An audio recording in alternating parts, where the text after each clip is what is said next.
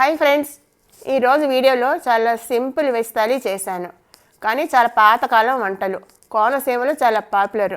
చేయడం చాలా ఈజీ, కానీ రుచిలో అమోఘం, హెల్దీ కూడాను.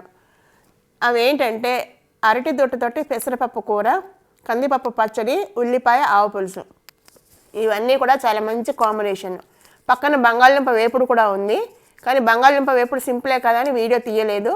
మిగిలినవన్నీ ఎలా చేయాలో ఒకటి చూద్దాము. మీకు ఈ వీడియో నచ్చితే, ఈ రెసిపీస్ నచ్చితే మీరు కూడా ఒకసారి ట్రై చేసి మీకు ఏ ఐటెం ఎక్కువ నచ్చింది అనేది కామెంట్ బాక్స్లో పెట్టండి. ఇప్పుడు దూట పెసరపప్పు కూర ఎలా చేయాలో చూద్దాము. ముందుగా అరటి దూటని శుభ్రంగా కడిగి చిన్న చిన్న ముక్కల కింద కట్ చేసుకోవాలి. ఇలా చిన్న చిన్న ముక్కల కింద కట్ చేసుకొని ఉప్పు పసుపు వేసిన పల్చటి మజ్జిగలో కానీ నీళ్ళల్లో కానీ వేయాలి. ఇలా వేయడం మూలన ఏమవుతుందంటే నల్లబడదు. మామూలుగా అరటి దూట నల్లబడుతుంది బయట ఉంచేస్తే. అందుకోసం ఇలా ఉప్పు పసుపు వేసే నీళ్ళల్లో వేయాలి. ఈ అరటి దూటని ఎలా క్లీన్ చేయాలి అన్నది ఇంతకుముందు వీడియోలో ఉంది. ఇందులో పీచు ఎక్కువ ఉంటుంది, అదంతా తీసేసి సన్నగా తరుక్కోవాలి. ఇంతకుముందు వీడియోలో ఉంది. మన ఛానల్లో బనానా స్టెమ్ రెసిపీస్ అని ఒక ప్లేలిస్ట్ ఉంటుంది, అందులో ఉంటుంది ఇది ఎలా క్లీన్ చేయాలి అన్నది. దాని లింక్ కూడా డిస్క్రిప్షన్ బాక్స్లో ఇస్తాను, చెక్ చేయండి. అలాగే పెసరపప్పు కూడా ఒక గంట ముందు నానబెట్టుకోవాలి. టైం ఉంటే ఒక గంట, లేదు అంటే ఒక అరగంట అయినా సరే కనీసం నానాలి. ఇది ఆల్రెడీ నేను నానబెట్టి ఇంచుమించుగా గంట అవుతుంది. ఇప్పుడు ఎలా చేయాలో చూద్దాము. ఒక వెడల్పాటు ప్యాన్లో నూనె వేసి వేడి చేసుకోవాలి. చేసుకున్నాక పోపు వేయాలి. పోపుకి మినపప్పు, ఇలా పొట్టుపప్పు అయితే చాలా బాగుంటుంది, కొంచెం శనగపప్పు, ఆవాలు కూడా వేయాలి. కొంచెం మినపప్పు వేద్దాము.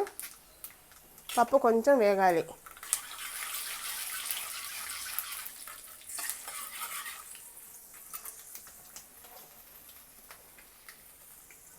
కొద్దిగా ఆవాలు చిట్టపెట్టలాడి పప్పు కొంచెం రంగు మారింది. ఇప్పుడు జీలకర్ర వేయాలి. జీలకర్ర ముందే వేసేస్తే మాడిపోతుంది, బాగుండదు. అలాగే ఒక 2 ఎండుమిరపకాయలు ముక్కలు చేయాలి. ఒక 2-3 రెమ్మలు కరివేపాకు కడిగి అది కూడా వేసేయాలి పోపులో.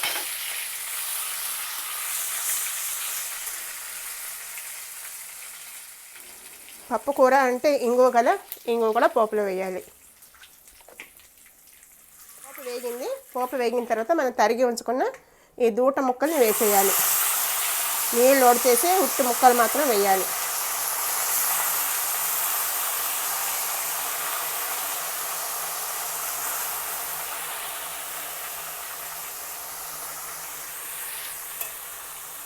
వేసిన తర్వాత ఒకసారి కలపాలి. ఇలా బాగా కలిపిన తర్వాత మూత పెట్టి కొంచెం సిమ్ కానీ మీడియం ఫ్లేమ్లో కానీ కొంచెం ముక్కలు మెత్తబడే వరకు మగ్గించుకోవాలి. మధ్య మధ్యలో కలుపుతూ ఉండాలి. ఇప్పుడు మూత పెట్టేసి మగ్గిద్దాం. ఈ దూట ముక్కలు కొంచెం మెత్తబడాలి. హాఫ్ మెత్తబడే వరకు ఉడికించుకోవాలి. ఇలాగే ఒకసారి కలుపుదాము. మెత్తగా అయిపోయి ఉంటాయి ముక్కలు, ఎందుకంటే దూట చాలా లేతగా ఉంది, బాగుంది. ఒకసారి ముక్క నొక్కి చూద్దాము. మెత్తబడింది కొద్దిగా. ఇప్పుడు మనం నానబెట్టుకున్న పెసరపప్పు వేద్దాం దీనిపైన. పెసరపప్పుతో పాటు ఈ మిగిలిన సగం కూడా మగ్గిపోతుంది. పెట్టుకున్నాం కదా, ఈ నీళ్లు తీసేసి ఉట్టి పప్పు మాత్రం వేయాలి.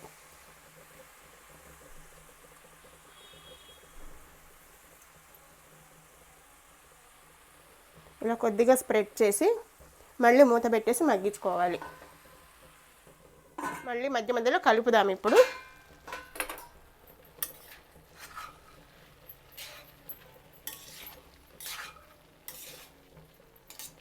ఆవిరికే ఉడుకుతుంది. దూటలో నీరు ఉంటుంది కదా, ఆ నీరుకి ఈ పెసరపప్పు చక్కగా మగ్గుతుంది.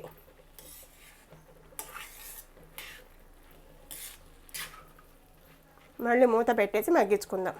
ఇదంతా మీడియం ఫ్లేమ్ కానీ సిమ్లో కానీ ఉడికించుకోవాలి, హైలో మాత్రం పెట్టకూడదు. ఎంతవరకు వచ్చిందో చూద్దాం. ఇప్పుడు పెసరపప్పు కొంచెం ఉబ్బినట్టుగా ఉంది, కనిపిస్తుంది కదా, ఆ ఆవిరికి ఇలా చక్కగా ఉడుకుతుంది. అవసరం అనుకుంటే నీళ్లు చల్లుకోవచ్చు, లేకపోతే అక్కర్లేదు.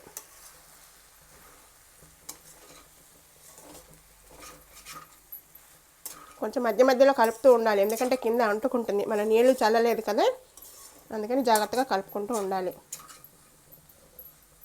చూసారా, మనం పెసరపప్పు వేసినప్పటికీ ఇప్పటికీ తేడా తెలుస్తుందా? ఫైనల్గా ఒక్కసారి చూద్దాము. పెసరపప్పు బాగా మెత్తగా అయిపోయి ఉంటుంది.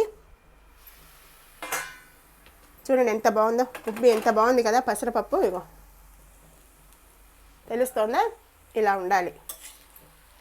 ఇప్పుడు మనం ఉప్పు వేయాలి. మనం ఉప్పు వేయలేదు కదా, ఉప్పు వేస్తే గమ్మిన మగ్గదు, అందుకోసం వేయలేదు. ఇప్పుడు ఈ కూరకి సరిపడా ఉప్పు వేసి కలపాలి. ఉప్పు కూడా ఎక్కువ పట్టదు, చూసుకుని జాగ్రత్తగా వేసుకోవాలి.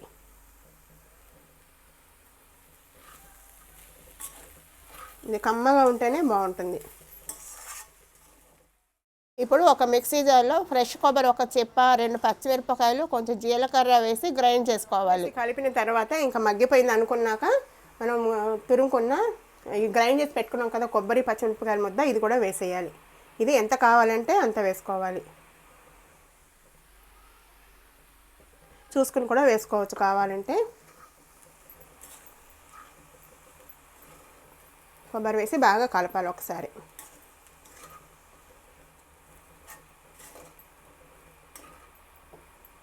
ఇంకా కొద్దిగా వేసుకుందాము.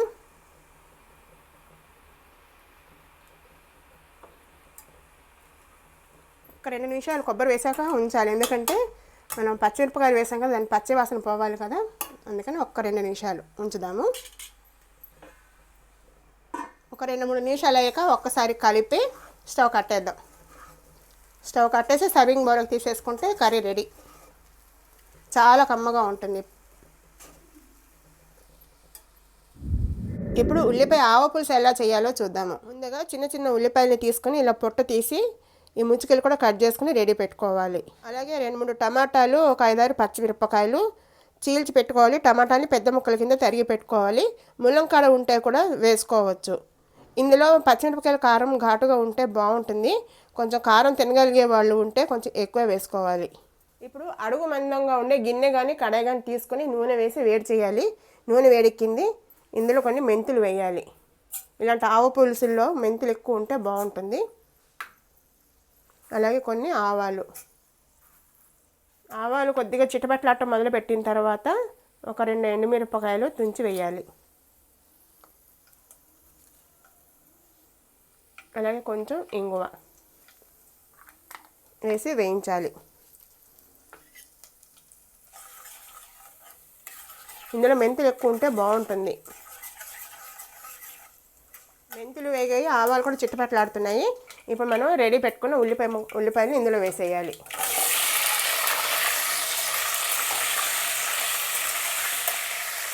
అలాగే తరిగి ఉంచుకున్న టమాటా ముక్కలు, పచ్చిమిరపకాయ కూడా వేసేయాలి.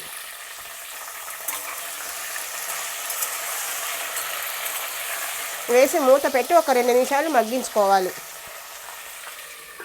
ఒక 2-3 నిమిషాలు అయిన తర్వాత ఒకసారి కలపాలి.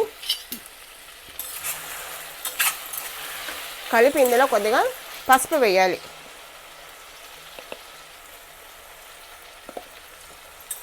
పసుపు వేసి కలపాలి. అలాగే పులుసుకు సరిపడా ఉప్పు కూడా వేసేయాలి. ఇప్పుడే వేసి ఇంకొక 2-3 నిమిషాలు మగ్గించుకోవాలి.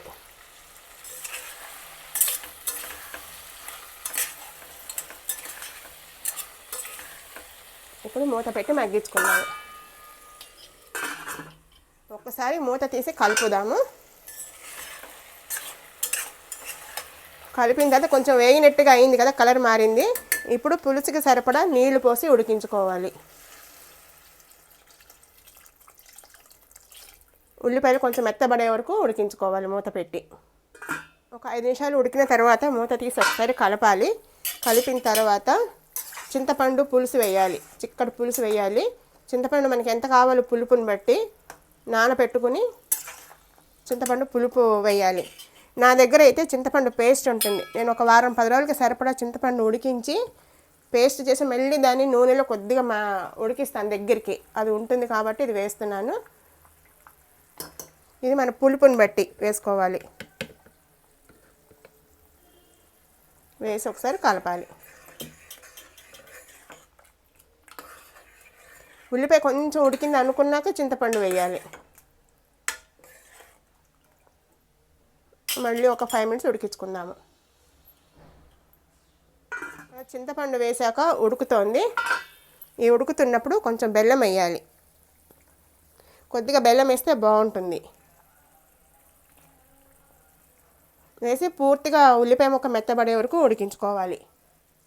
ఈ పులుసు చిక్కబడటానికి పిండి పెట్టాలి. మామూలుగా అయితే శనగపిండో బియ్యం పిండో నీళ్ళలో కలిపి పెడతారు. కానీ ఈ ఆవ పులుసుకి 1 స్పూను బియ్యము 1 స్పూను ఆవాలు కొంచెం ఘాటుగా ఉంటే బాగుంటుంది. ఎక్కువ వేసుకున్నా పర్వాలేదు. 1-2 ఎండుమిరపకాయలు ఒక అరగంట ముందు నానబెట్టుకోవాలి. నానిన తర్వాత మెత్తగా చేసుకోవాలి మిక్సీ జార్లో వేసుకొని.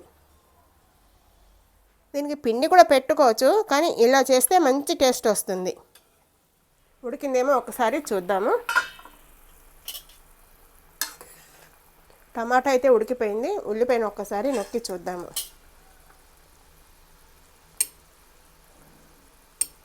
ఉల్లిపాయ కూడా మెత్తబడింది.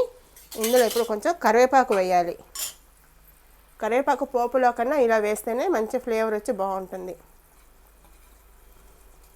అదే మనం రెడీ చేసుకున్న ఆవ ముద్ద, బియ్యము ఆవాలు కలిపి రుబ్బాం కదా, అది కూడా ఇందులో పోసేయాలి. ఇది మాత్రం మెత్తగా రుబ్బుకోవాలి, అప్పుడే బాగుంటుంది. పలుకుగా ఉంటే బాగుండదు. ఆవగట్టు మన ఇష్టం, ఎంతైనా వేసుకోవచ్చు. ఈ మిక్సీ జార్లో కొన్ని నీళ్లు పోసి ఇందులో వేసేద్దాం.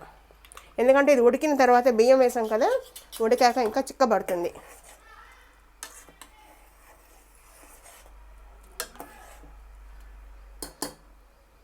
ఇప్పుడు మూత పెట్టకుండా ఉడికించుకోవాలి. పులుసు చక్కగా ఉడుకుతుంది. పిండి పెట్టిన తర్వాత మనము ఈ చిక్కదనము చూసుకోవాలి. మనకి చిక్కదనాన్ని బట్టి కొంచెం చిక్కగా ఉంటే నీళ్లు పోసుకోవాలి, పలచగా ఉంటే పర్వాలేదు. లేదంటే కొంచెం పిండి కలుపుకొని పెట్టుకోవాలి. ఎందుకంటే ఇంకా బియ్యం నానపెట్టలేము కదా మనము, కొంచెం పిండి కలిపి పెట్టుకోవాలి. సో ఇప్పుడైతే పర్ఫెక్ట్గా ఉంది. ఇప్పుడు మనం స్టవ్ కట్టేసి సర్వ్ చేసుకోవడమే.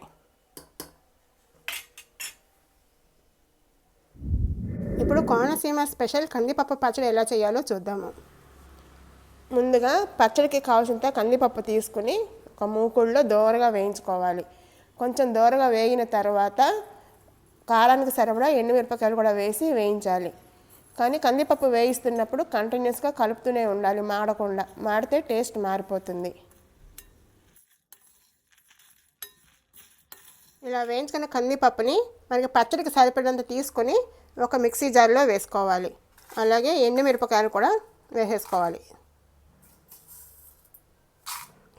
ఇందులోనే రుచికి సరిపడా ఉప్పు, కొంచెం జీలకర్ర, కొద్దిగా పసుపు వేసి ముందు పొడిలాగా చేసుకోవాలి. ఇలాగా పొడిగా చేసుకున్నాక అప్పుడు ఇందులో కొద్దిగా చింతపండు, ఇది ఆప్షనల్ మాత్రమే, కొంతమంది వేస్తారు కొంతమంది వేయరు, అది మన ఇష్టము. వేసి ఇప్పుడు కొంచెం నీళ్లు పోసి గ్రైండ్ చేసుకోవాలి. ఇలా గ్రైండ్ చేసుకుని ఈ కంది పచ్చడిని ఒక సర్వింగ్ బౌల్లోకి తీసుకోవాలి. ఈ పచ్చడి చాలా మెత్తగా రుబ్బేయకూడదు, కొంచెం పట్టుకుంటే బరకగా తగలాలి, అప్పుడే ఇది బాగుంటుంది. ఈ కంది పచ్చడికి పోపు వేసుకోవాలి. దానికి పప్పు నూనె అయితే చాలా బాగుంటుంది. పప్పు నూనె వేడెక్కిన తర్వాత కొంచెం పొట్టమిన పప్పు చాలా బాగుంటుంది. అలాగే కొన్ని వెల్లుల్లిపాయలు. ఈ పచ్చడి పోపుకి హైలైట్ వెల్లుల్లిపాయలు, కరివేపాకు, ఇవి 2 ఖచ్చితంగా ఉంటేనే బాగుంటుంది. ఇంకా వెల్లుల్లిపాయలు తినము అనుకునే వాళ్ళు ఎవరన్నా ఉంటే స్కిప్ చేయొచ్చు. కొద్దిగా వెల్లుల్లిపాయ రంగు మారుతూ ఉన్నప్పుడు ఆవాలు వేయాలి.